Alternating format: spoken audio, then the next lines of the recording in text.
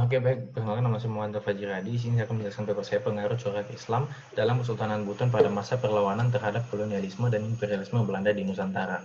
Oke, langsung saja pendahuluan. Di sini saya akan menjelaskan bagaimana kerajaan Buton yang tadinya kerajaan sekuler dipimpin oleh Wakaka, kemudian nomenklaturnya berubah menjadi kesultanan akibat masuknya Islam sendiri pada tahun 1400-an dan mulai terinternalisasi pada setelah Raja Buton ke-6, yaitu Laki Laponto atau biasa kita kenal dengan Haloleo. Berubahnya kerajaan Buton menjadi kerajaan Islam itu disebabkan oleh memang pengaruh dari Ottoman yang berhasil menduduki Konstantinopel dan kemudian memiliki pengaruh yang sangat besar di dunia.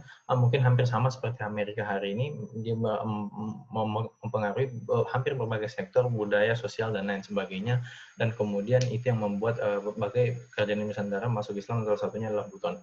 Jejak Belanda sendiri menginjakan kaki ke tanah Buton itu telah tercium pada awal abad ke-17 pada masa pemerintahan Sultan Buton keempat, yaitu Dayanu Ihsanuddin.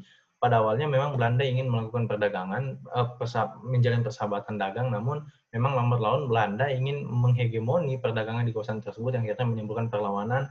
Hal ini disebabkan karena letak geografis dari Kesultanan Buton yang berada di tengah-tengah Maluku, Pulau Jawa, dan Aceh.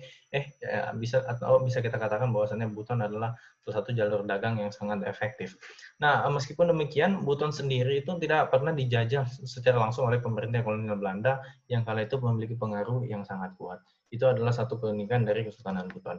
Nah, rumusan masalah yang saya angkat adalah dengan berkembang pesatnya kebudayaan dan corak Islam pada Kesultanan Buton, Islam tentunya memegang aspek-aspek penting terhadap perlawanan pemerintah kolonial Belanda. Maka dari itu, timbul sebuah pertanyaan, yaitu bagaimana nilai Islam yang telah terinternalisasi tadi kemudian dalam wilayah Kesultanan Buton mempengaruhi perlawanan Kesultanan Buton terhadap kolonisasi pemerintah kolonial Belanda di Nusantara. Oke, langsung saja saya memakai kerangka berpikir Theory of Planned Behavior yang memiliki 3 indikator, yaitu sikap, attitude, norma subjektif, serta persepsi kontrol keperilakuan. Teori ini secara relevansi dengan teori penulis gunakan untuk menjelaskan nilai-nilai Islam yang telah terinternalisasi tadi di wilayah Kesultanan Buton di wilayah Kesultanan Buton yang mempengaruhi perlawanan terhadap pemerintah kolonial melalui 3 indikator yang telah dijelaskan sebelumnya.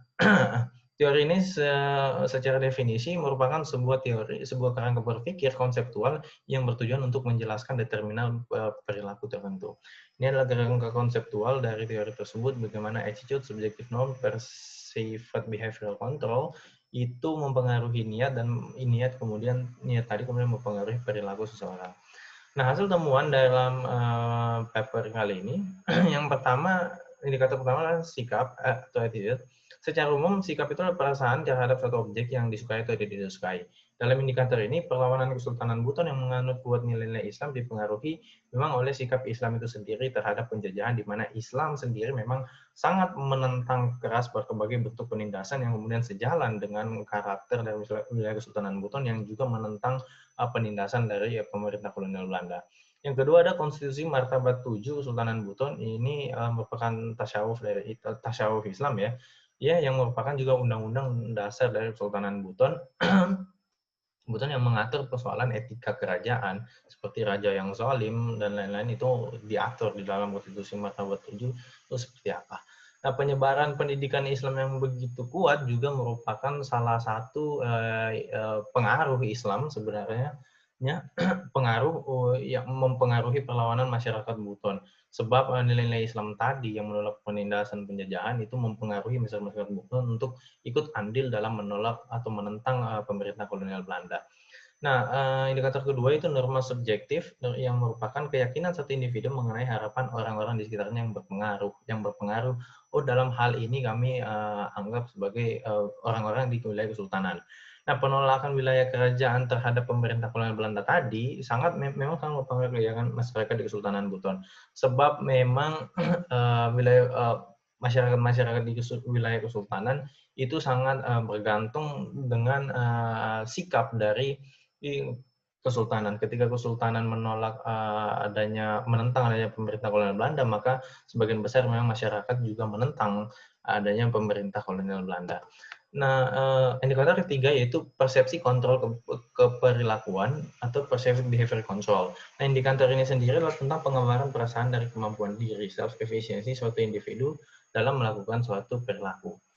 Dalam kasus ini, kepercayaan diri masyarakat di wilayah kesultanan dalam menentang pemerintah kolonial memang sangat tinggi. Hal ini disebabkan karena memang kekuatan Kesultanan Buton yang sangat kuat dari berbagai aspek ya, militer, benteng pertahanan, mungkin hingga nilai-nilai spiritual yang mempengaruhi mental dari masyarakat Buton untuk tidak takut melawan penjajahan karena memang tidak sesuai dengan nilai-nilai yang mereka anut, yaitu nilai-nilai Islam.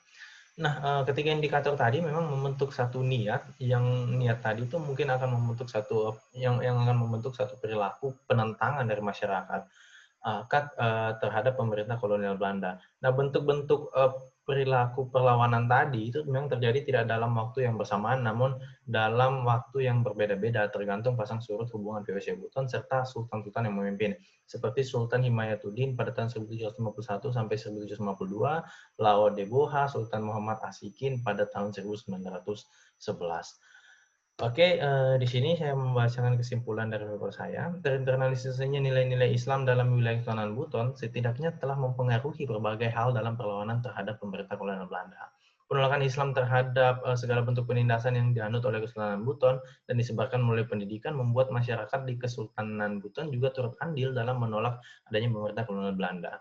Pendidikan Islam yang menguat di wilayah tersebut juga ikut mempengaruhi mental spiritual masyarakat sekitar untuk teguh dalam melawan kolonialisasi pemerintah Belanda Nusantara karena tidak sesuai dengan nilai-nilai dan norma-norma serta ajaran-ajaran yang diberikan oleh Islam itu sendiri. Mungkin sekian dari paper presentasi saya. Kurang lebih mohon dimaafkan. Wassalamualaikum warahmatullahi wabarakatuh.